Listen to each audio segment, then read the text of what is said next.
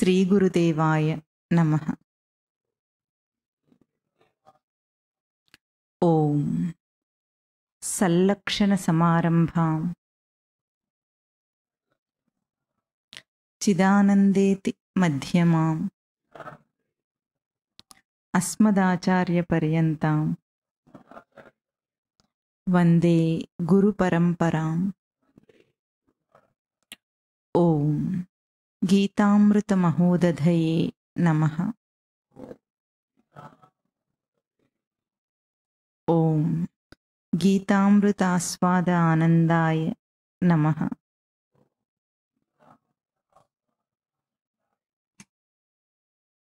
రెండో అధ్యాయం 17వ శ్లోకం.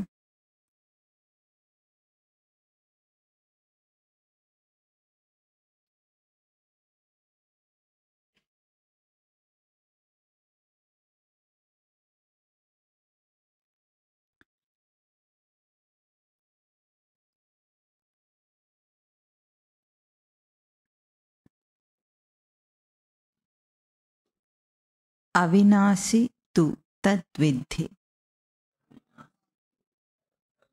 येन सर्वमिदं ततं विनाशम् अव्ययस्यास्य न कश्चित् कर्तुमर्हति. अन्तवन्त इमे देहाः नित्यशोक्ताश्शरीरिणः अनाशिनो अप्रमेयस्य తస్మాత్ యుధ్యస్వ భారత. ఈ శ్లోకాలను ఈరోజు మననం చేయాలి. చావు పుట్టుకల సమస్య యందు స్పష్టత లేక, సత్యం తెలియక అయోమయంలో ఉన్న జీవుడికి, అర్జునుడికి స్వామి చేస్తున్న బోధను మనం మననం చేస్తున్నాం. అంటే ఏది సత్యమో ఏది అసత్యమో తెలియక అయోమయంలో బాధను పొందాడు, దుఃఖమును పొందాడు అర్జునుడు. అంటే పుట్టుక చావులో ఏది సత్యమో ఏది కాదో తెలియకనే కదా నేను యుద్ధం చేస్తే అందరూ చచ్చిపోతారు అన్న ఒక బాధను పొంది యుద్ధం చేయనన్న అర్జునుడికి స్వామి చేస్తున్న ఈ బోధ ఇక్కడ మనం శ్రవణం చేస్తున్నాము, మననం చేస్తున్నాం. ముందు బాగా గుర్తుపెట్టుకోవాల్సి ఏంటి, బోధ మొదలవ్వటమే మనకు ఒక అభయాన్ని ఇచ్చింది స్వామి యొక్క బోధ. అభయం ఏమిటి మనకు? నాకు నీకు ఈ రాజులకు ఎవ్వరికి కూడా ఒకప్పుడు లేకుండా ఇప్పుడు ఉండటం, మళ్ళీ ఉండకుండా ఉండటం అనే స్థితి లేనే లేదు. అది నాకు లేదు, నీకు లేదు, ఈ రాజులకు లేదు. అందరం సమానంగా ఎప్పుడు ఉండే స్వరూపాలం. ఉండకుండా పోతారేమో, చచ్చిపోవటం అంటే ఉండకుండా పోవటమే కదా, అది అవుతుందేమో అన్న భయాన్ని తొలగించటానికి ముందు మొదటి అంశం ఇది. మనందరికీ కూడా, జీవులందరికీ కూడా, ఎవరైతే పుడుతున్నాను చస్తున్నాను అనుకుంటున్నారో వాళ్ళందరికీ బోధ, మొదటి బోధ ఏమిటి? ఆ స్థితి లేనే లేదు. ఆ స్థితి లేదు, నాతో సమానంగా లేదు. నాకెట్లా లేదో అంటే పరమాత్మకి ఎట్లాగైతే చావు పుట్టుకలనే అంశమే లేదో జీవుడికి కూడా చావు పుట్టుకలనే అంశం లేనే లేదు అన్న ఒక సత్యాన్ని ప్రతిష్ఠ చేశారు. అయితే జీవుడి యొక్క అవగాహన రెండు రకాలుగా ఉంటుంది. ఒకటి, తనకి అందరికీ అన్ని ప్రాణులకి మరణ భయం ఉంటుందా లేదా? మరణ భయం అంటే ఏమిటి? మరణం అంటే ఉండకుండా పోయే స్థితి, ఈ భయం ఉంది. అదే సమయంలో ఇంకొక అనుభవం ఏమిటి అంటే నిత్యము ఉండాలనే కోరిక ఉంది. ఎందుకుంది మనిషికి? నేను ఎప్పుడు శాశ్వతంగా ఉండాలనుకుంటాడు, అందుకే భయపడతాడు మరణం అంటే. ఉండకుండా పోతానేమో అని భయం ఎందుకు వచ్చింది? ఎప్పుడు ఉండాలన్న కోరిక, ఉంటాడు కాబట్టి. ఎందుకు ఎప్పుడు ఉండటం అనేది స్వరూప లక్షణం వాడికి. అది ఉంది అనుభవం, ఇది ఉంది. కానీ రెండింటి యొక్క స్పష్టత లేదు. రెండు ఒకేసారి కలుగుతున్నాయి జీవుడికి. ఒకటి శాశ్వత స్వరూపం కలుగుతుంది, ఒకటేమో పోతుంది, దేహం పోతుందనే భయం కలుగుతుంది. రెండు ఒకేసారి కలుగుతూ అయోమయంలో ఉన్న జీవుడికి భగవద్గీత బోధ. ప్రాణులన్నీ అదే అయోమయంలో ఉన్నాయి. ఉండాలి, ఉంటాను తెలుసు, కానీ పోయే దేహం కనిపిస్తోంది, చచ్చిపోయే దేహం కనిపిస్తోంది, చావు అనే ఒక దశ కనిపిస్తోంది దానికి. అందుకు అయోమయంలో ఉన్నాడు జీవుడు. ఆ జీవుడికి ఈ బోధ ఎట్లా పోకడెట్లా నడుస్తుంది భగవద్గీతది? ముందు ఉన్న సత్యాన్ని ప్రతిష్ఠ చేసేసారు. అదే సమయంలో మళ్ళీ ఏం చేస్తున్నారు, ఏ అబద్ధమైన దేహం పోవటం చావటం అనేది అది ఉందో దాంతో కూడా పోల్చి చెప్తున్నారు. ప్రతి శ్లోకం అట్లాగే వస్తుంది. ఒకటేమో సత్యాన్ని ప్రతిష్ఠ చేయటం, ఇంకొకటి లేని అబద్ధాన్ని కూడా అక్కడికక్కడ చూపించటం. దాన్నే మనం ఏం చెప్పుకున్నాం పోయిన వారం శ్లోకంలో, న అసతో విద్యతే భావః న అభావో విద్యతే సతః. అసతః భావః న విద్యతే. అసత్ అంటే అబద్ధం, లేనిది, లేని దానికి ఉండుట అనేది లేదు. సతః అభావః న విద్యతే, ఉన్నదానికి లేమనేది లేదు. అంటే సత్యం సత్యమే, అబద్ధం అబద్ధమే అని ఒక తత్వదృష్టిని పోయినసారి మన శ్లోకంలో చూపించారు స్వామి. అది తత్వదృష్టి ఏమిటి, జీవుడి జీవితాన్ని మలుపు తిప్పేస్తుంది ఒక్కసారి. ఈ విచారణ రాకపోతే మాత్రం ఎంతకాలం ఎంత భక్తుడైనా సరే, ఎంత భగవంతుని యందు శ్రద్ధ భక్తి ఉన్నాయనుకున్నా సరే, జీవితంలో దృష్టికోణం మారదు మనిషి. అంటే ఉన్నదాన్ని స్పష్టంగా చూడలేడు, లేని దాన్ని కూడా స్పష్టంగా చూడలేడు. కనుకనే భగవద్గీత ప్రతిష్ఠ చేసేది ఏమిటి, సత్యాన్ని స్పష్టంగా చూడటం, ఉన్న సత్యాన్ని. లేని అబద్ధాన్ని కూడా స్పష్టంగా చూడాలి. దీనికి వేదాంతంలో ప్రఖ్యాతిగా బాగా ప్రసిద్ధంగా ఒక ఉపమానం ఏం చెప్తారంటే, రజ్జుసర్ప దృష్టాంతం అని అంటారు. మీరు వినే ఉన్నారేమో, ఇక్కడ కూడా చెప్పుకున్నామేమో. రజ్జు అంటేనేమో తాడు. ఒక తాడు అక్కడ మెలిక తిరిగి పడుంది. ఆ మెలిక తిరిగిన తాడుకి చివర్లో ఏమైంది, ఆ పురి విప్పినట్టుగా ఉంది ఆ కొస, అంటే పడిగలాగా, పాము యొక్క పడిగలాగా. అటుగా వెళ్తున్న ఒక పిల్లవాడు ఏం చేశాడు, దాన్ని పాముగా చూశాడు, తాడునే పాముగా చూశాడు. చూసి ఏమన్నాడు, చూసిన వెంటనే ఏమవుతుంది మరి పాముని చూస్తే, భయపడ్డాడు, పరిగెత్తి కింద పడి దెబ్బ తగిలింది. ఇప్పుడు వీడు గబుక్కున వెళ్ళి ఏం చెప్తాడు, నేను పాముని చూశాను చూడండి, నేను భయపడి పరిగెత్తి నాకు దెబ్బ కూడా తగిలిందంటాడు. ఇప్పుడు ఈ దెబ్బ ప్రమాణం అనమాట, అక్కడ పాము ఉందని అని వాడు చెప్తున్నాడు. మరి వాడు దెబ్బ తగిలింది కదా వాడికి. ఇప్పుడు ఏ విధంగానైనా అక్కడున్న తాడు వీడికి దెబ్బ తగలటానికి, వీడి భయానికి కారణం అయ్యిందా? కాలేదు. ఏం కారణమైంది?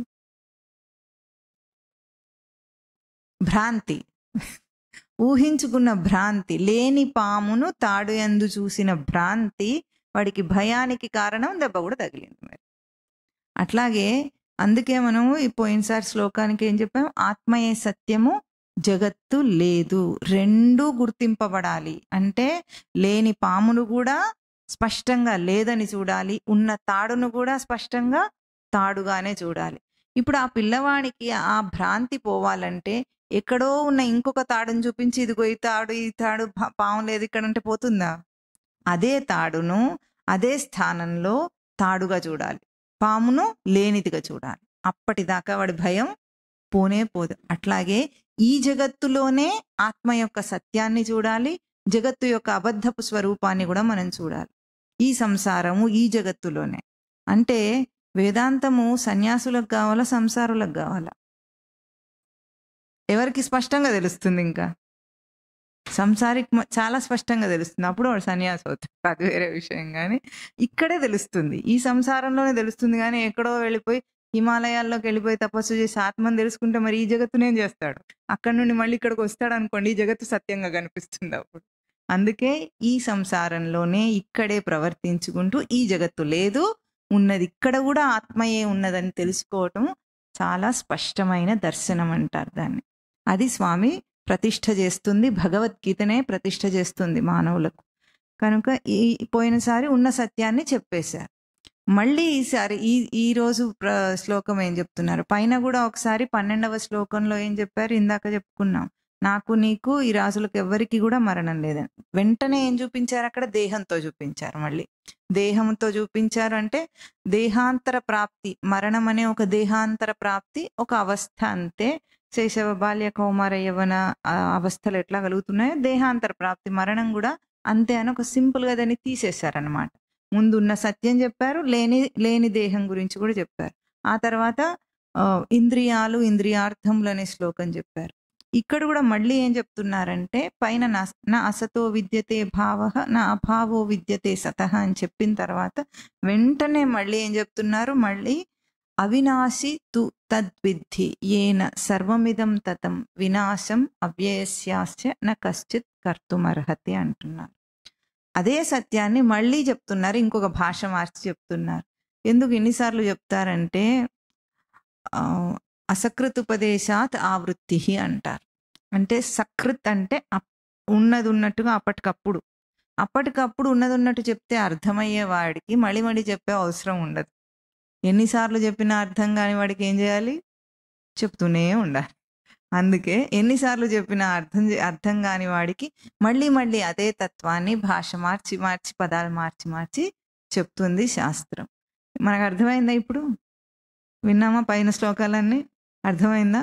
కాలేదు. అందుకే ఇంకా మళ్ళీ అందుకే 700 శ్లోకాలు 701 శ్లోకాలు ఎందుకు ఉన్నాయి భగవద్గీతలో అంటే ఇంత చెప్తే. అప్పటికి ఎందుకు ఆపాడు స్వామి అంటే చివర్లో నీ మోహం పోయిందా అర్జున అంటే నష్టో మోహ స్మృతిర్లబ్ధ త్వత్ప్రసాదాత్మయ అచ్యుత అన్నాడు. నువ్వు చెప్పిన దానివల్ల నా మోహం అంతా పోయింది అన్నాడు కాబట్టి ఆపాడు. అనకపోయి ఉంటే ఇంకా ప్రశ్నలు అడిగితే ఇంకా పొడిగించేవాడు. అప్పటికి అర్జునుడు మనకు మేలు చేసి ఏం చేశాడు? అక్కడికి ఆపేశాడు. అట్లా మనం అనేదాకా కూడా గురువు బోధ చేస్తూనే ఉంటారు, శాస్త్రం బోధ చేస్తూనే ఉంటుంది. ఇప్పుడు ఏమంటున్నారు? ఏన సర్వమిదం తతం, దేని చేత ఇదంతా కూడా, తతం అంటే విస్తరించి ఉన్నదో, ఇదం సర్వం ఇదంతా తతం విస్తరించి ఉన్నదో, తత్ దానిని అవినాశి విద్ధి వినాశం లేనిదిగా తెలుసుకో అంటున్నారు. దేని చేత ఇదంతా వ్యాపింపబడి ఉన్నదో ఆ సత్స్వరూపం. దేనికి? పైన శ్లోకం చెప్పింది తత్ అంటే దాని చేత. ఏదది? పైన శ్లోకంలో ఏం చెప్పారు? సతః అభావః న విద్యతే. ఏ సత్యమైతే ఉన్నదో దానికి లేకుండుట లేదని సత్యాన్ని చెప్పారు గనక ఆ సత్యం చేత ఇదంతా వ్యాపింపబడి ఉంది. అది అవినాశి అంటే నాశం లేనిది. అదే సత్యాన్ని నాశపదంతో చెప్పారు. వినాశం అవ్యయస్యాస్య న కశ్చిత్ కర్తుమర్హతి. నాశం లేని ఆ సత్యాన్ని నాశనం చేయటానికి ఎవరికీ కూడా సాధ్యపడదు. ఎవరు అది చేయలేరు. నాశం లేని దాన్ని నాశనం చేయగలమా? చేయలేం. ఇది చెప్పబడింది ఇక్కడ మనకు.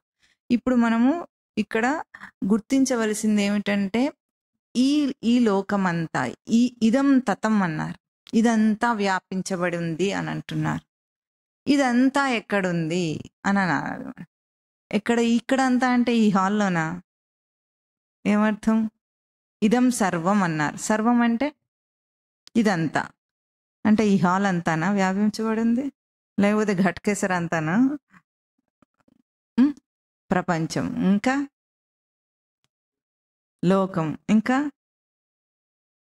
విశ్వం, జగత్తు, సృష్టి అని ఇన్ని పదాలతో ఒక 5 పదాలు వాడేసాం. ఇంకా దానికి తిరుగులేదు. మళ్ళీ ఎంత అని అడగటానికి లేదు మనకు. అంతేనా? ఇదంతా, ఈ ప్రపంచం అంతా, ఈ సృష్టి అంతా ఏ పదంతో మీరు మాట్లాడాలనుకుంటే ఆ పదం ప్రస్తుతానికి ఏదో ఒకటి. ఈ లోకమంతా అది వ్యాపించబడింది అని అన్నా. లోకం ఎంత ఉంటుంది? దానికి కొలతేమి? ఎంత ఉంటుందండి లోకం?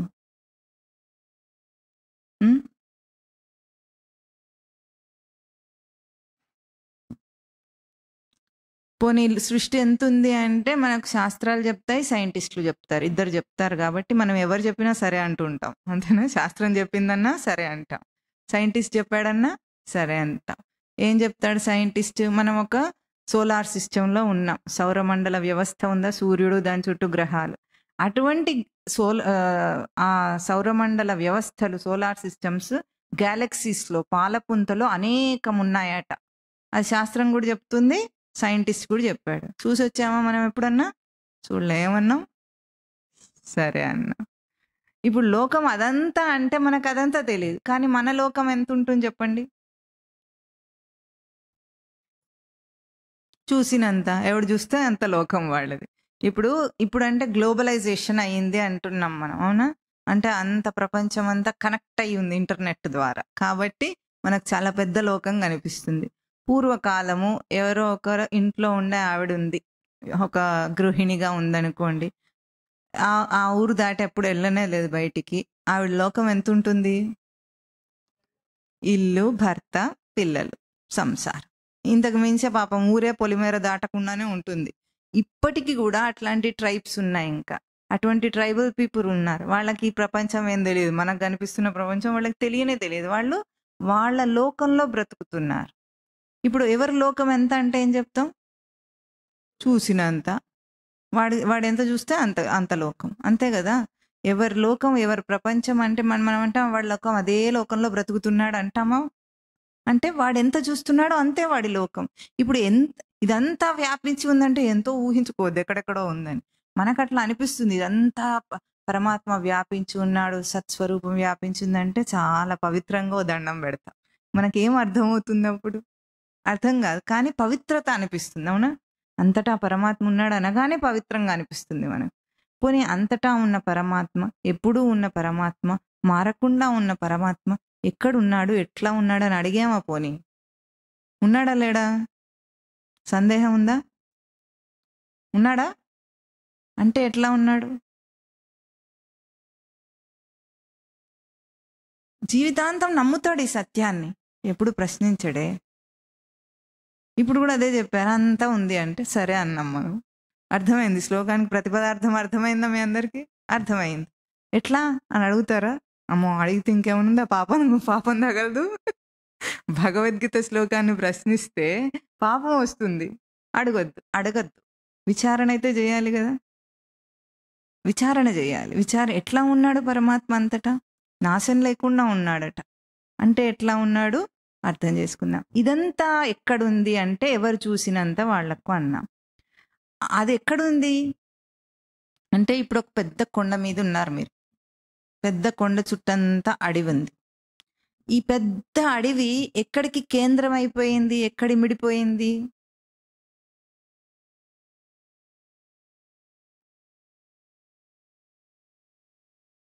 కొండ మీద నుండి ఏం చేస్తున్నారు మీరు? చూస్తున్నారు కదా, కొండ మీద నుండి చూస్తున్నారు, చుట్టూ ఉన్న అడవినంతా చూస్తున్నారు. ఇప్పుడు అడవంతా ఎక్కడికి వచ్చేసింది? చూపులోకి ఇమిడిపోయింది. అంత పెద్ద దృశ్యము ఇంత చిన్న కంటిలోకి, చూపులోకి ఇమిడిపోయింది. కంటిలోకి అని భౌతికంగా చెప్తున్నాం, చూపు అభౌతికం మనకు. అవునా? అంటే ఇంత స్థూలమైందంతా, బయట కనిపించేదంతా, పెద్దగా కనిపిస్తున్నదంతా ఎక్కడికి? సూక్ష్మమైన ఒక దర్శనంలోకి ఇమిడిపోయిందా లేదా? ఇప్పుడు మనం చాలాసార్లు చెప్పుకున్నాం, ప్రతి ఇంద్రియం వెనకాల ఏముంటుంది? చూపు వెనక ఏముంటుంది?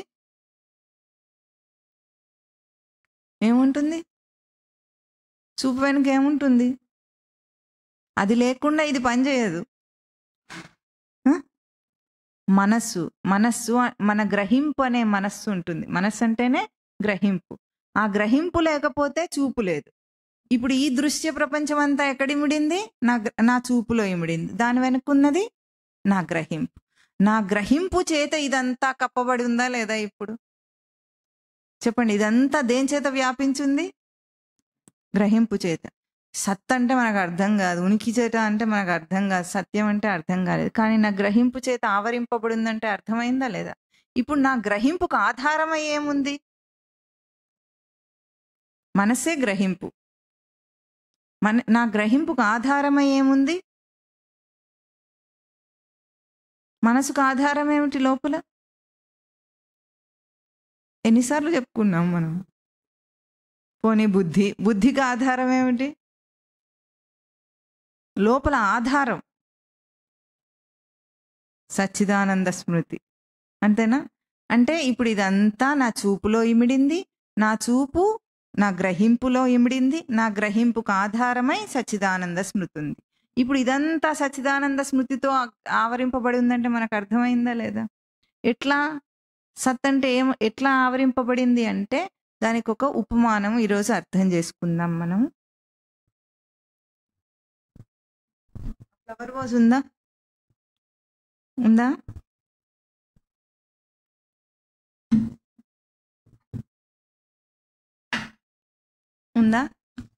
ఇప్పుడు ఉందా లేదా?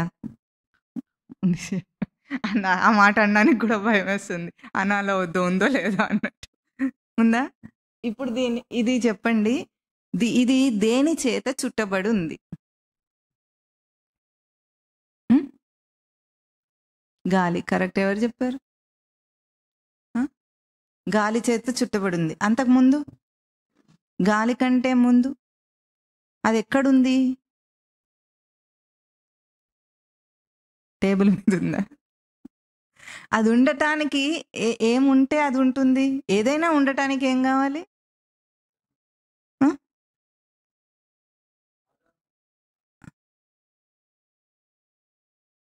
ఇక్కడ మనం అందరం ఎందుకున్నాం? ఎట్లా ఉండగలిగాము ముందు? చోటు ఉండద్దా? ఉండాలా వద్దా? ముందేం కావాలి? చోటు ఉండాలి. అంటే స్పేస్, ఆకాశం ఉండాలి. ఆకాశం ఏం చేస్తుంది? ముందు దానికి ఉండటానికి అవకాశాన్ని ఇచ్చింది. అంటే ఏది ఉండాలన్నా లోకంలో ఆకాశమే అవకాశాన్ని ఇస్తుంది. ముందేముంది అక్కడ? ఇప్పుడు ఇది ఉండటానికి మూలం ఏమిటి? ఆకాశం ఉంది. దాని తర్వాత గాలితో చుట్టబడి ఉందని చెప్పారు. ఇంకా ఏముంది దానిపైన? ఒక్కొక్క ఆవరణలు ఇవన్నీ, దాన్ని చుట్టి ఉన్నాయి ఇవన్నీ. ఇంకేముంది దానిపైన?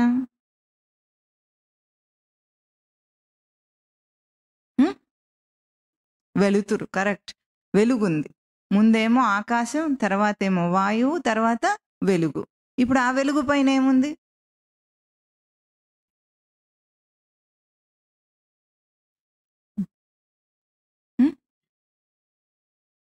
ఏమన్నా? చూపు. కరెక్ట్. ఎందుకంత మీరు ఇన్నాళ్ళు విన్నారు కాబట్టి మిమ్మల్ని ప్రశ్నిస్తున్నా. కొత్తవాడిని తీసుకొస్తే ఇది అర్థం కాదు వాడికి. ఇన్నాళ్ళ నుండి వింటున్నారు కదా, ఇప్పుడు మనం చూస్తున్నాం దాన్ని. అంటే మన చూపు కిరణాలు దాన్ని ఆవరించినాయా లేదా? ఇప్పుడు దీని వెనకాల ఏముంది? చూపు వెనకాల ఇందాకే చెప్పుకున్నాం. చూపు వెనకాల ఏముంటుంది? గ్రహింపు. మనస్సనే గ్రహింపు. గ్రహింపుకు ఆధారమై ఉన్నది సచ్చిదానంద స్మృతి.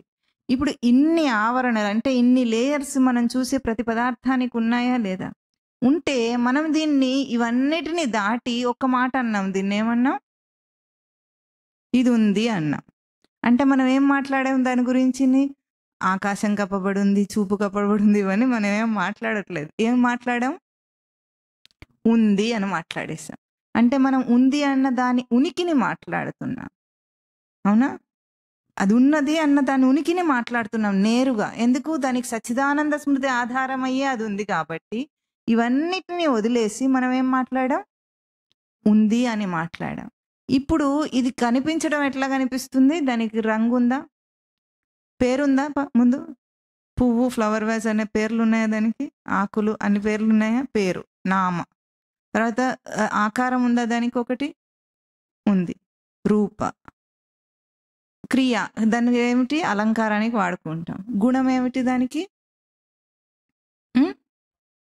వాసన వస్తుంది, ఏదో వస్తుంది. రూపం ఆహ్లాదాన్ని ఇస్తుందని కదా అట్లా పెట్టారు రెండు.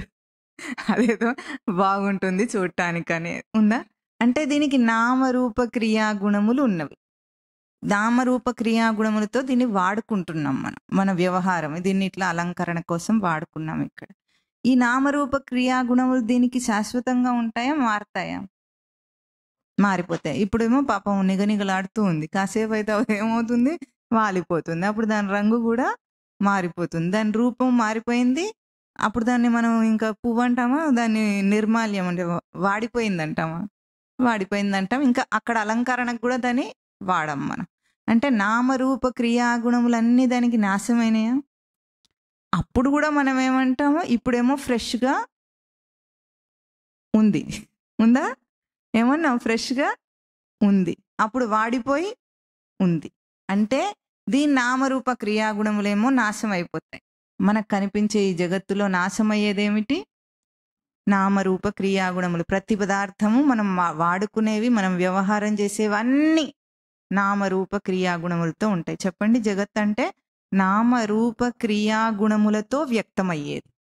అది మారిపోయేది, నాశం అయిపోతుంది. అది ఇప్పుడు మళ్ళీ దీన్ని రూపం ఇట్లా కనిపించదు మనకు. దీని రూపం, పేరు ఏది కనిపించదు, అన్నీ మారిపోతాయి.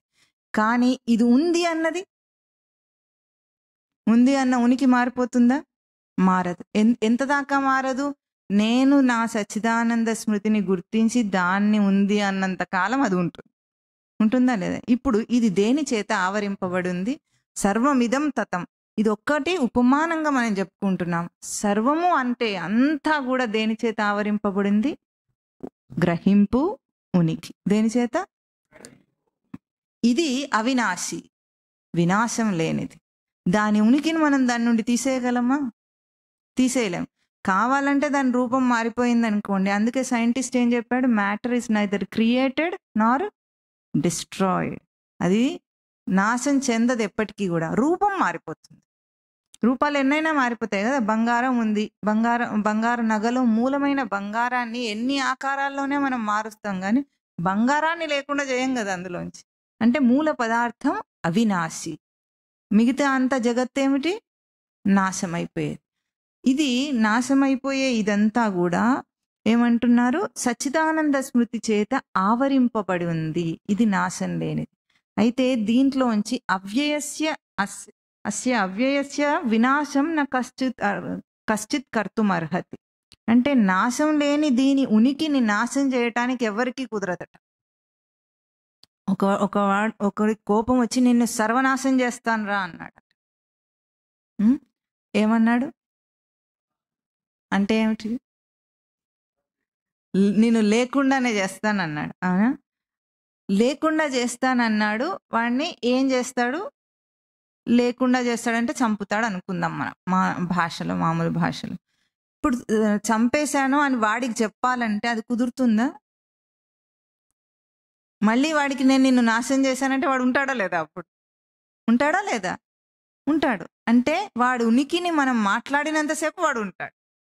వాడు లేకుండా అయ్యాడు, వాడిని నాశనం చేశానని వీడు అనుకోవాలే కానీ వాడికి చెప్పలేడు కదా. మళ్ళీ వాడికి చెప్పాలంటే వాడు ఉండాలా లేదా? ఉండాలి. అంటే మనం దేనితో వ్యవహారం చేస్తామో అంతసేపు అది ఉంటుంది, ఉనికిగా ఉంటుంది. ఎందుకంటే మన ఉనికిని మనం గుర్తించగలం, దానికి ఇవ్వగలం, ఇస్తాం. అంటే లోకమంతా ఎట్లా ఇప్పుడు మనకుంది, మన ఉనికిలో ఉనికిని తీసుకొని అది ఉంది. ఎప్పుడు పోతుంది? ఇప్పుడు నా ప్రపంచాన్ని నేను నాశనం చేస్తానంటాను, ఎట్లా చేయగలను? ఇవన్నిటిని ఏమైనా చేయగలనా? చేయలేను. ఏం చేస్తాను? కళ్ళు మూసుకొని ధ్యానంలో కూర్చుంటే ఈ ప్రపంచము, లోకము ఏమేం చెప్పారో అవన్నీ ఏమవుతాయి? వానిష్, మాయం అయిపోతాయి. అవునా? సర్ఫ్ ఎక్సెల్ వేస్తే మరక ఎట్లా మాయమవుతుందో అట్లాగే నేను ఉపసంహారం చేసుకున్న ధ్యానం అంటే ఏమిటి, ఈ లోకాన్ని లేకుండా చేయటం. ఎట్లా చేశాను? దాన్ని ఏమన్నా అన్నానా? ఏమనలేదు. అది పోయిందా? నాకు పోయింది. అది ఉందో లేదో నాకు తెలియదు. ఎందుకు? నేను అక్కడి నుండి నా ఉనికిని తీసేసుకున్నాను. అంటే ఇప్పుడు ఉన్నప్పుడు ఏం చేస్తున్నా, నా ఉనికిని ఇచ్చాను. తీసేసుకున్నప్పుడు పోతుంది అంటే ఉన్నప్పుడు ఏం చేసినట్టు, ఉనికిని నేను ఇచ్చినట్టు. ఇప్పుడు మనిషికి ఇదేమో ఒక నామరూపాలతో వ్యక్తమైంది, గుణంతో వ్యక్తమైంది. దాన్ని అంత నాకు బాగా కోపంగా ఉంది అంటాడు. అంటాడా? నాకు బాధగా ఉంది అంటాడా? ఎవరికి ఉంది? బాధ కంటే ముందేముంది అక్కడ? ఎవరికి వచ్చింది కోపం? ఎవరికి వచ్చింది బాధ? నాకు. నేనున్నా ముందు. ఆ బాధ కోపం రావాలంటే, అవి వ్యక్తం కావాలంటే, ఆ జగత్తు రావాలంటే నేను ఉండాలి ముందు. నేనున్న తర్వాత, నేను వ్యాపించిన తర్వాత దాని మీద ఇవి వస్తాయి. అంతేనా? ఇప్పుడు ఆ కోపమేమో నాశమయ్యింది, కనిపించకుండా పోయిందా లేదా? కాసేపటికి నేను ఉన్నాను. బాధ కాసేపటికి ఉందా, పోయిందా? నాశమైనట్టే కదా పోయిందంటే. ఇప్పుడు నేను ఉన్నాను. ఆనందం కూడా వచ్చినట్టే అనిపించిన ప్రాపంచిక ఆనందం ఉందా, పోయిందా? పోయింది. నాశమైందా లేదా? నేను ఉన్నాను. నన్ను నాశనం చేయటం కుదురుతుందా? పోనీ కుదరదు. ఇది ఈ శ్లోకం చెప్తుంది. అయితే ఇట్లా ఉన్న దాంట్లో కూడా మనిషి ఈ నాశమయ్యే దాంట్లో నాశం కాని దాన్ని స్వరూపాన్ని చూడాలంటే బయట ఏమీ మార్చక్కర్లేదు. మనం ఏమనుకుంటాం? లోకమంతా చెడిపోయింది, అంతేనా? ధర్మం నాశమైంది అంటాడు. వీడే ధర్మానికి ప్రతినిధిలాగా ధర్మం నాశమైంది, లోకం చెడిపోయింది, అదయింది, ఇదయింది అంటాడు. వాటిని బాగు చేయాలంటే ఏం చేయాలి? అంతే, ధర్మాన్ని నువ్వు ధరించు. ధరించిన వాడికి ధర్మం సజీవం అవుతుంది, వదిలేసిన వాడికి నాశం అవుతుంది.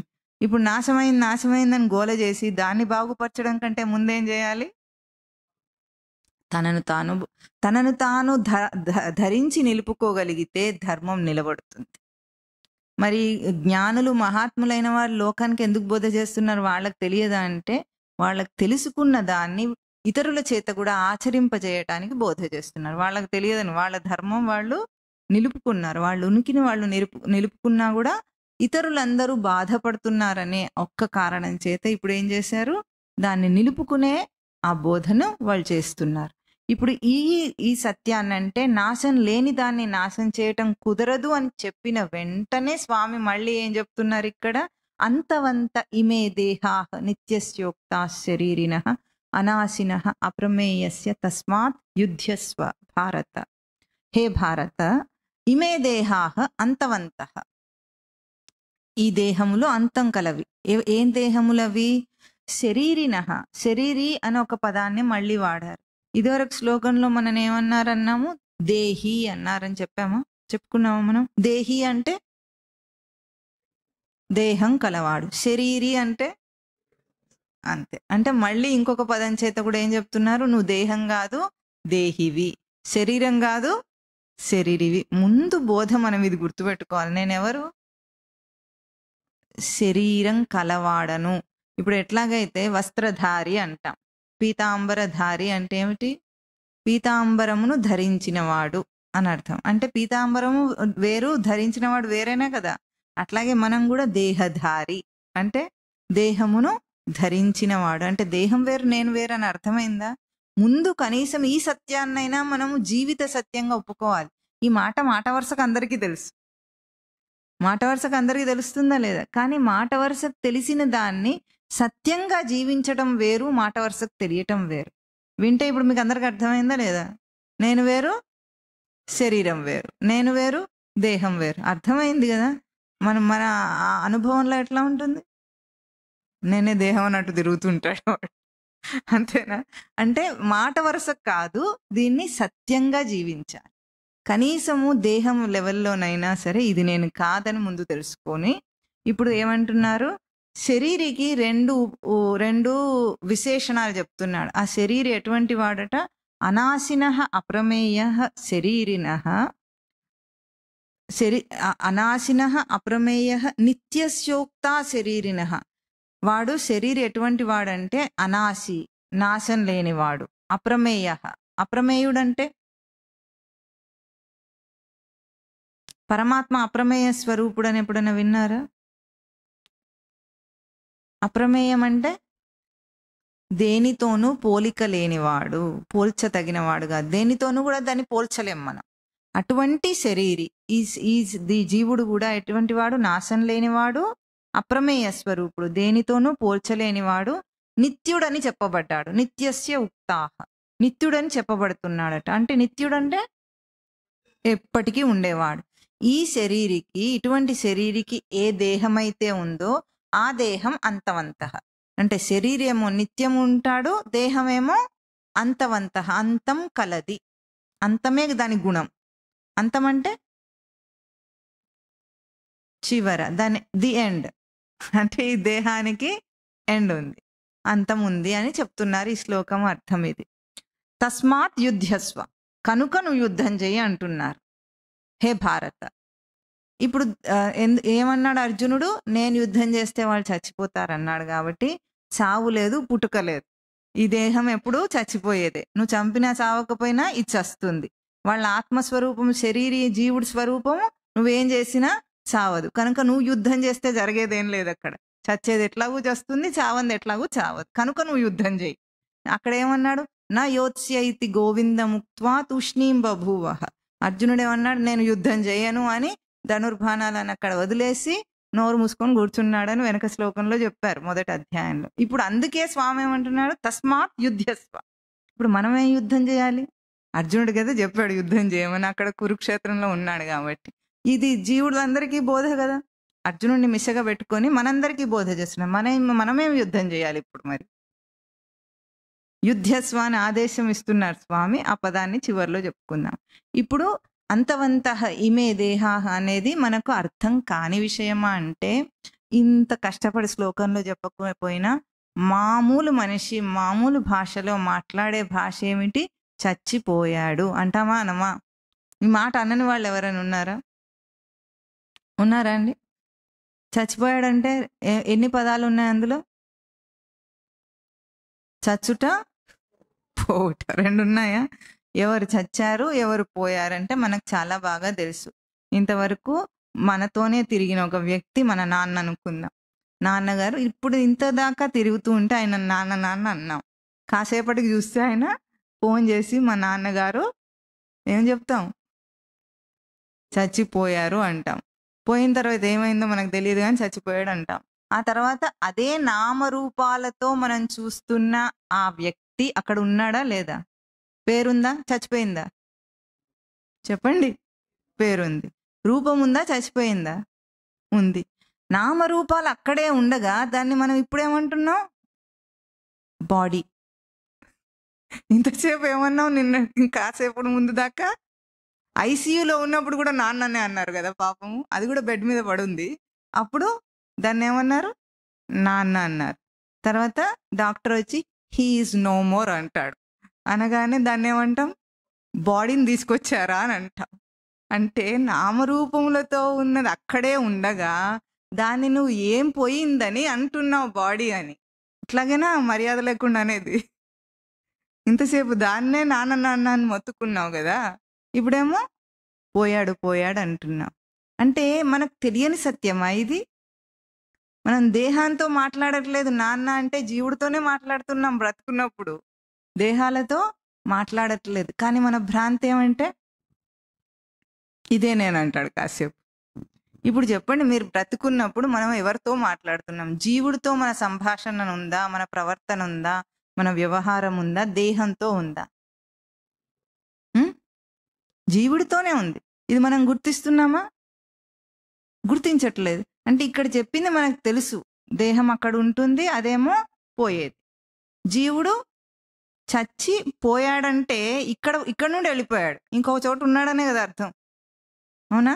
మనకి ఇదంతా తెలుసా తెలియదా? ఇది చాలా తెరవబడిన సత్యం. ఎవ్వరు ఎక్కడ దాచిపెట్టలేదు. ఎవరైనా ఎక్కడైనా దాచిపెట్టారా అంటే ఇప్పుడు సినిమాల్లో, పాత సినిమాల్లో ఏం చూపిస్తారు? ఒంటి స్తంభం మేడ ఉంటుంది ఒక చోట, సముద్రం మధ్యలో ఒంటి స్తంభం మేడ ఉంటుంది. ఆ మేడలో ఒక పెద్ద డబ్బా ఉంటుంది, అది చెక్కతో చేసిన డబ్బా. దాని లోపల లోహంతో చేసిన ఇనుప పెట్టె ఉంటుంది. ఇనుప పెట్టె లోపల వెండి పెట్టె ఉంటుంది. వెండి పెట్టె లోపల బంగారు పెట్టెలో రాక్షసుడి ప్రాణం ఉంటుంది. అట్లా దాచిపెట్టారు ఎవరన్నా ఈ సత్యాన్ని? ఇది ఎట్లా ఉంది? అందరి కళ్ళ ముందు కనిపిస్తుంది. అందరు ఇదే సత్యాన్ని మాట్లాడుతున్నారు. మన మామూలు భాషలోనే మనం మాట్లాడుతున్నాం. మాట్లాడినా మనకు తెలియటం లేదు. ఎందుకో చెప్పగలరా? మన కళ్ళ ముందే జీవుడు వెళ్ళిపోవటం మనం చూస్తాం. అందరినీ ఆ మాట అంటాం మనం. పోయాడు అంటాం. అంటే ఇక్కడ లేడు కానీ ఎక్కడికో పోయాడు వాడు. మనకేం ఎక్కడికో తెలియదు కానీ పోనైతే పోయాడు అంటే ఇంకో చోటు ఉన్నాడనే అర్థం కదా. అంటే వాడేమో శాశ్వత స్వరూపుడు. ఈ చచ్చే దేహమేమో మన కళ్ళ ముందే పంచమహాభూతాల్లో కలిసిపోతుంది. అంటే అగ్నికి ఆహుతి చేస్తారు, లేకపోతే నీళ్ళల్లో పడేస్తారు, లేకపోతే భూమిలో పాతేస్తారు, లేకపోతే అట్లా గాలికి వదిలేసినా చివికి పోతుంది, అంతేనా, శుష్కించిపోతుంది. కానీ అది పోతుందని తెలుసు. ఇదంతా భాష మన కళ్ళ ముందు జరుగుతూ ఉండి కూడా మనకు ఎందుకు తెలియట్లేదు అంటారు?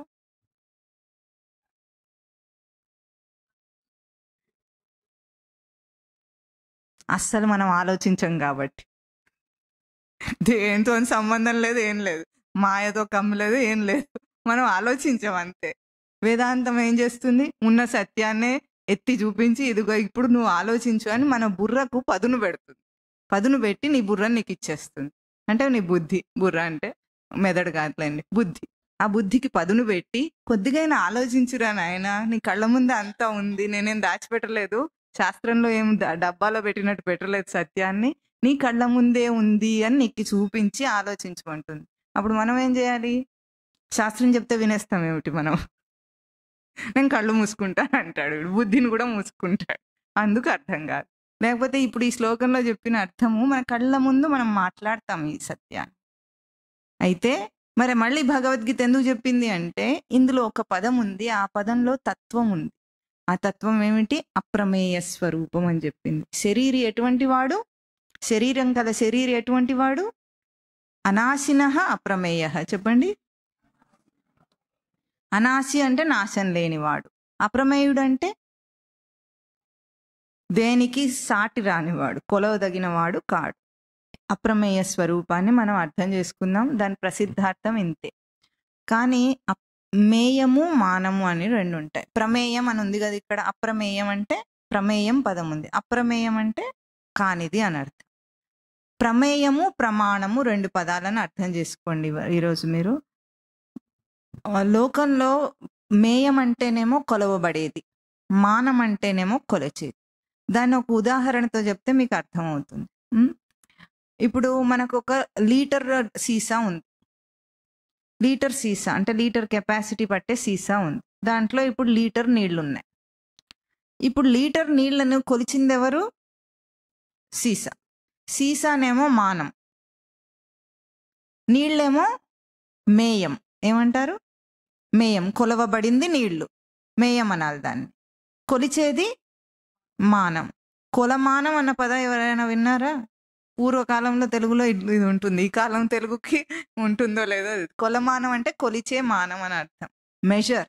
ఇప్పుడు మీటర్ రాడ్ని కూడా కొలమానం అంటాం. మీటర్ రాడ్ ఉంటుందా?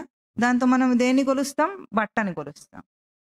మీటర్ బట్టను కొలవాలంటే కొలమానమేమో మీటర్ రాడ్, కొలవబడేది బట్ట.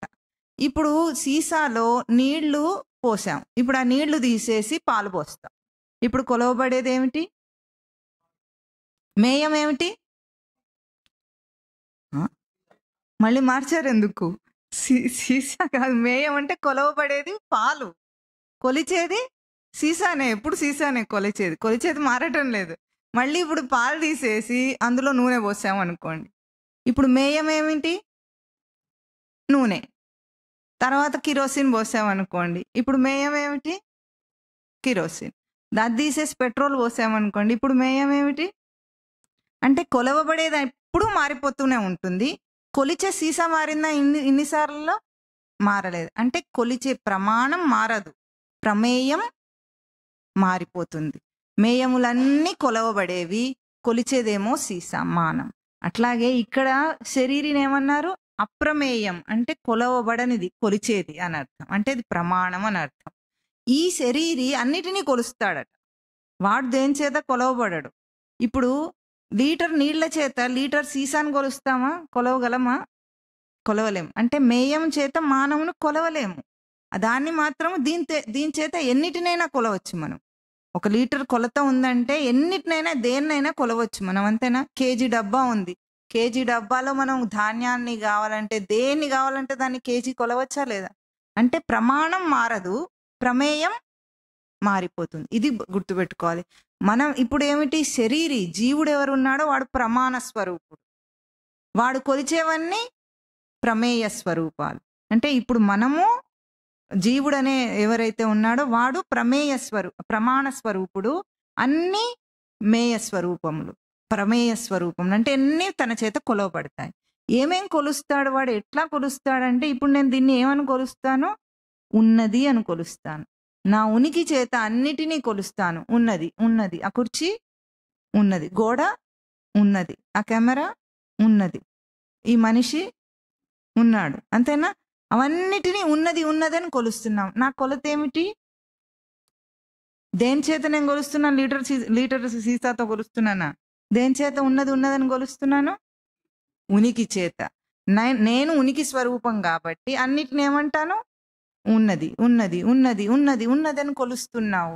ఎట్లా కొలుస్తున్నావు? ఈ దేహాలను కూడా కొలుస్తున్నాడట వాడు.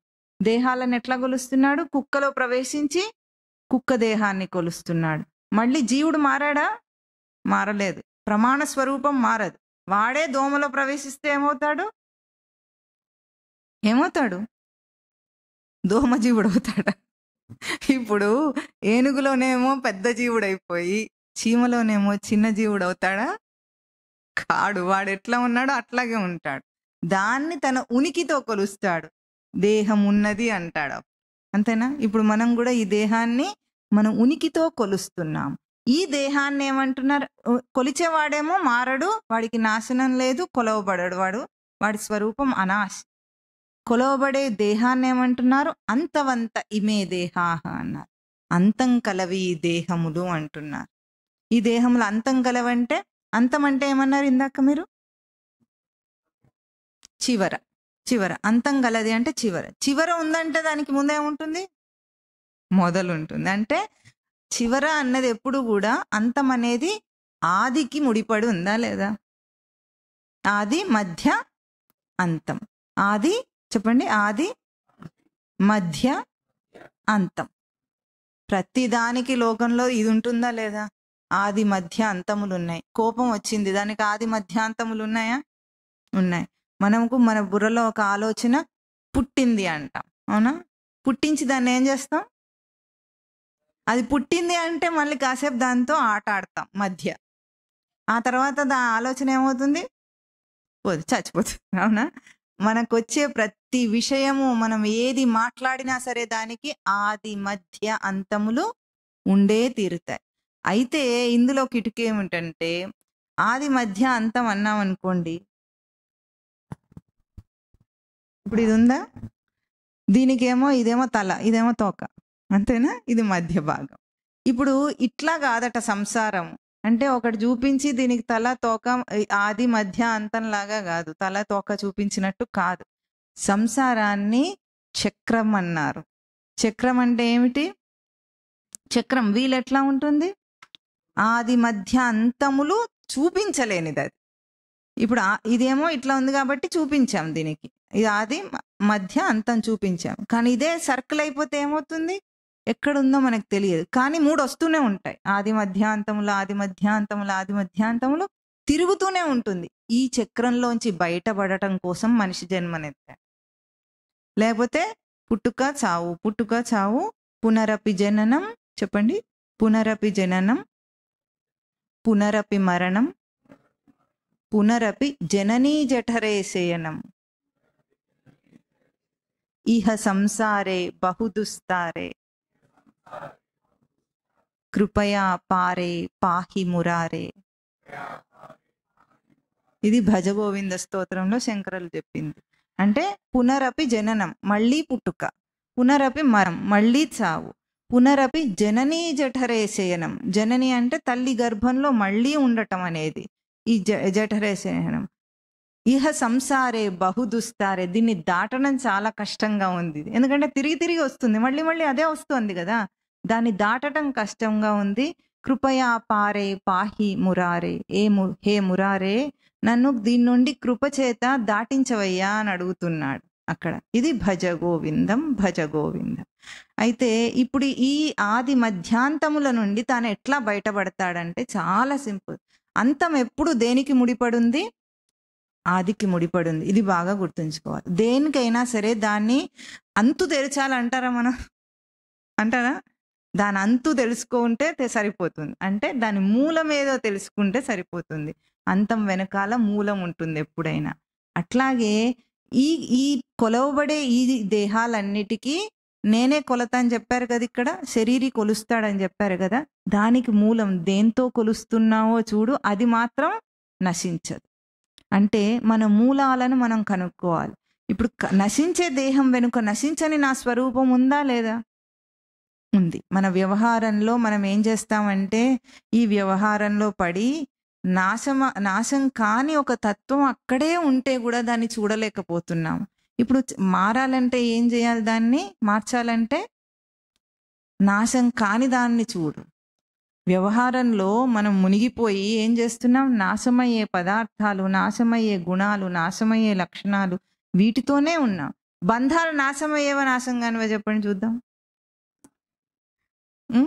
మనల్ని బంధించేవేవి? బంధాలే కదా. మన నాశమయ్యే బంధాల్లో నాశం కాదనుకోని భ్రాంతిగా చూడకుండా అక్కడే ఉన్న సత్యాన్ని చూస్తే తప్ప చూడగలమా లేదా? అదే కదా జ్ఞానులందరూ చేసిన పని ఏమిటి? అక్కడే అదే ఉంటుంది, కానీ దాంట్లో నాశం కాని దాన్ని చూస్తారు. అంటే మన చూసే విధానంలో మార్పుతో మొత్తం మారిపోతుంది. దానికి ఒక చిన్న కథ చెప్తే మీకు బాగా స్పష్టంగా అర్థమవుతుంది. ఒకప్పుడు ఒక దేవాలయం నిర్మాణం జరుగుతుందట. దేవాలయాన్ని రాళ్లతో తయారు చేస్తారు, రాళ్లతో కడతారు కదా. రాళ్ళు కొట్టుకుంటూ కూలీలందరూ అక్కడ వరుసగా కూర్చొని రాళ్ళు కొడుతూ ఉన్నారట. అటుగా వెళ్తున్న ఒక వ్యక్తి వెళ్ళి మొదటి ఒక కూర్చున్న కూలీని అడిగాడట, ఏం చేస్తున్నావు అన్నాడట. వాడికి కోపం వచ్చింది. కోపం వచ్చి, కళ్ళు గుడ్డే కనిపించడం లేదా, ఏం చేస్తున్నారు, రాళ్ళు కొడుతున్నా అన్నాడు. అంతేనా? కరెక్టా వాడు చెప్పింది? కరెక్టేనా? అట్లాగే ముందుకెళ్ళి ఈ వ్యక్తి ఇంకొక వ్యక్తిని అడిగాడట, ఏం చేస్తున్నావు అని అడిగాడట. అయితే ఈ వ్యక్తి అట్లా మాట్లాడలేదట. ఏం చేస్తాను, నిస్పృహతో మాట్లాడుతున్నాడు, బరువుగా మాట్లాడుతున్నాడు. ఏం చేస్తానయ్యా, నా పిల్లల్ని పోషించుకోవటానికి ఈ పని చేస్తున్నా అన్నాడు. అవునా? ఇప్పుడు అతను కూడా చేస్తుంది ఏమిటి, రాళ్ళు కొట్టటమే. కానీ అతని భాష ఏమైంది, మారిపోయింది. ఏం భాషలో చెప్పాడు, రాళ్ళు కొట్టే పని భాషలో చెప్పలేదు. మొదటి వ్యక్తి ఏమో బయట కనిపించే పని భాషలో చెప్పాడు.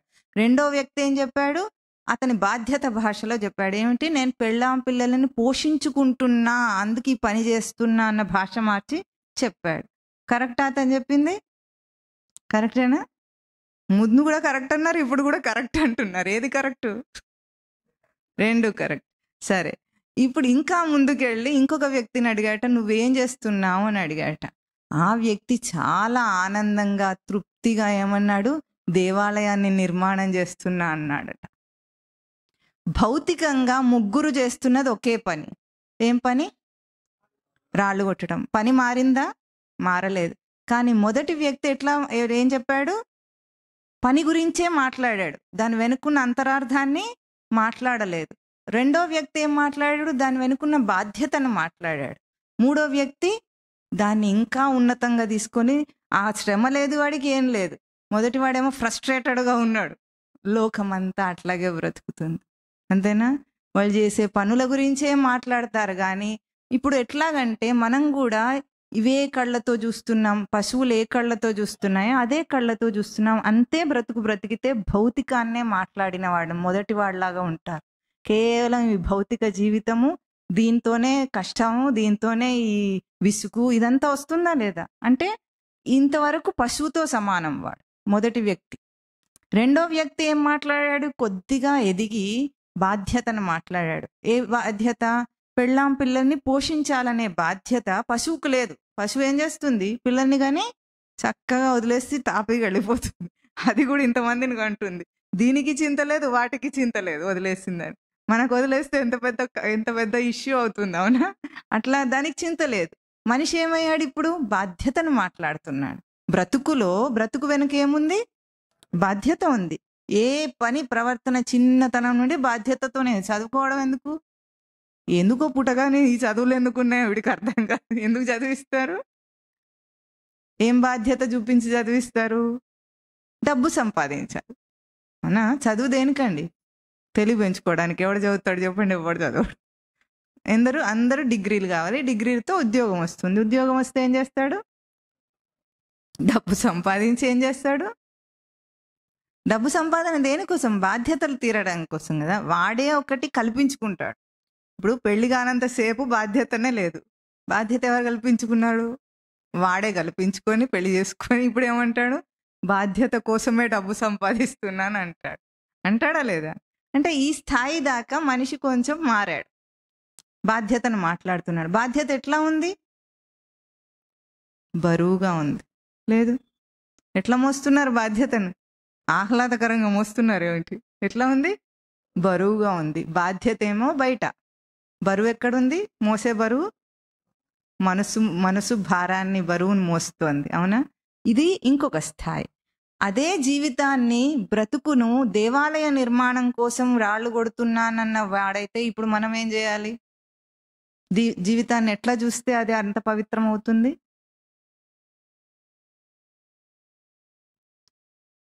అంత ఉన్నతంగా ఈ జీవితాన్ని మాట్లాడాలంటే ఏం చేయాలి?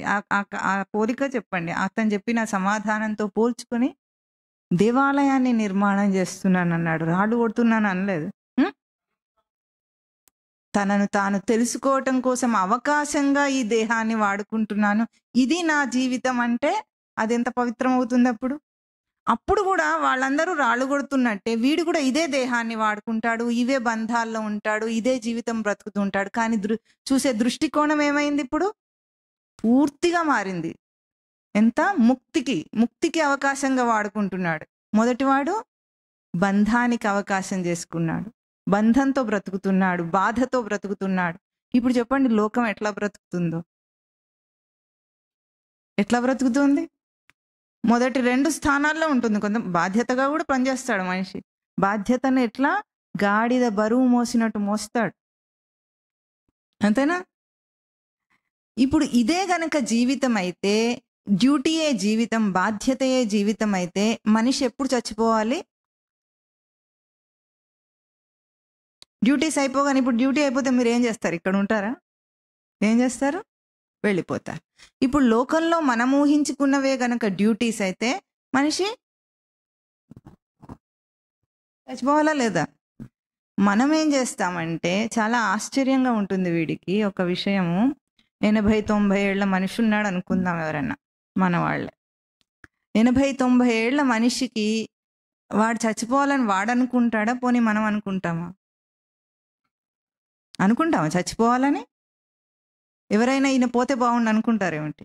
అంటే మరీ ఇప్పుడు కోడళ్ళకు మామలు అత్తలు కాకుండా వేరే వాళ్ళని చెప్పండి, అనుకుంటారా? బ్రతకాలనుకుంటారా? రేపొద్దున చచ్చిపోతాడేమో, రేపొద్దున చచ్చిపోతాడు అనుకుంటారా ఎవరైనా? పోనీ అతను అనుకుంటాడా?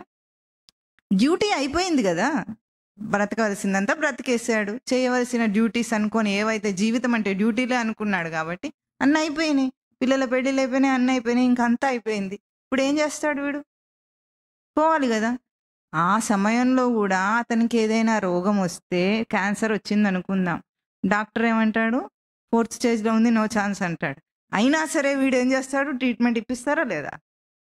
చెప్పండి, లోకంలో చేస్తారా లేదా? ఎందుకు ఈ 80-90 ఏళ్ల వాడిని బ్రతికించి ఏం చేద్దాం అనుకుంటున్నారు?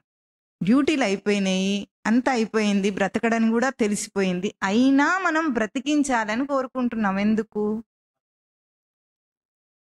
అతను కూడా బ్రతకాలని అనుకుంటుంటాడు ఇంకా. అవునా? ఇంకా అయిపోయింది కదా, ఇంత ముసలాడినైనా ఎందుకు చచ్చిపోవడంలే అని అనుకుంటాడా? ఏదో మందులు వేసుకుంటూనే ఉంటారు కదా. ఎందుకు వేసుకుంటారు మందులు? బ్రతకాలని. చెప్పండి, ఏం కోరి బ్రతుకుతున్నాడు వాడు? డ్యూటీ ఏమో జీవితం అయి ఉంటే అయిపోయింది కదా, డ్యూటీ టైం అయితే వెళ్ళిపోవాలి అక్కడి నుండి. మనం కూడా డ్యూటీ టైం అయిపోయింది, మరి వెళ్ళిపోవట్లేదు ఎవరు. చేయవలసింది అసలు చేయనే లేదు కదా. అందుకే చివరి దాకా దీర్ఘాయుష్యుని కోరుకుంటాడు. దీర్ఘాయుష్మాన్ భవ అంటే ఎందుకు దీర్ఘమైన ఆయుష్ ఉండాలి? అంతదాకా ఎప్పుడన్నా ఒకసారి తెలుసుకుంటాడేమో జీవితం అంటే ఏమిటో, బ్రతకంటే ఏమిటో తెలుసుకుంటాడు. చివరి క్షణాన్నైనా వాడికి అవగాహన అవుతుంది. ఎందుకంటే అయిపోయినాయి కదా ఇవన్నీ. పరుగు పందెంలో ఉంటాడు. డ్యూటీస్ ఉన్నప్పుడు ఎట్లా ఉంటారు? పరిగెత్తుతుంటారు అందరు. ఇప్పుడు అంత లోకం పరిగెత్తుతుందా? ఒక్కసారి వీడు ఒక్కోసారి మేడ మీద నుండి చూస్తుంటే రోడ్డు అంతా చాలా బిజీగా ఉంటుంది, ఎక్కడ వాడు అక్కడ తిరుగుతున్నాడు, అసలు అందరూ ఖాళీ లేకుండానే ఉన్నారు, వీడు ఒక్కడే ఖాళీగా ఉన్నాడు అనిపిస్తూ ఉంటుంది వీడికి. చిన్నపిల్లల్ని కదిలిస్తే స్కూల్ అంటున్నారు, హోంవర్క్ అంటున్నారు. యువకులు అయితే మాట్లాడే పనే లేదు, వాళ్ళు పరుగులో స్పీడ్గా పరిగెత్తుతుంటారు. ఎందుకంటే సీట్లు కావాలి, ఉద్యోగాలు కావాలి కదా, వాళ్ళని అసలు పలకరించేదే లేదు. ఇంక తర్వాత మధ్య వయసు వాళ్ళని పలకరిద్దామంటేనేమో వీళ్ళేమో మన బరువుని మోస్తున్నారు, బాధ్యతల బరువుని వీళ్ళే కల్పించేసుకున్నారు కదా. ఆల్రెడీ 2 పిల్లలు పుట్టేస్తున్నారు, తల్లిదండ్రులు ఉన్నారు, ఇల్లు కట్టుకున్నాడు, అప్పు చేసి ఇప్పుడు అప్పు తీర్చుకోవాలి. ఇంకా వీళ్ళని మాట్లాడిస్తే వాడు అస్సలే పలకడు. ఇంకా ముసలాళ్ళని మాట్లాడిస్తే వాడికి అసలు కూర్చొని వినే ఓపికే లేదు. ఇంకెవరికి చెప్పాలి? చెప్పండి, ఎవరికి చెప్పమంటారు? ఖాళీగా ఉన్నది ఎవరు? ఏం పని లేకుండా ఖాళీగా ఉన్నట్టు చెప్తుంటాడు. అందరేమో బిజీగా ఉన్నారు, పరుగు పెందంలో ఉన్నారు.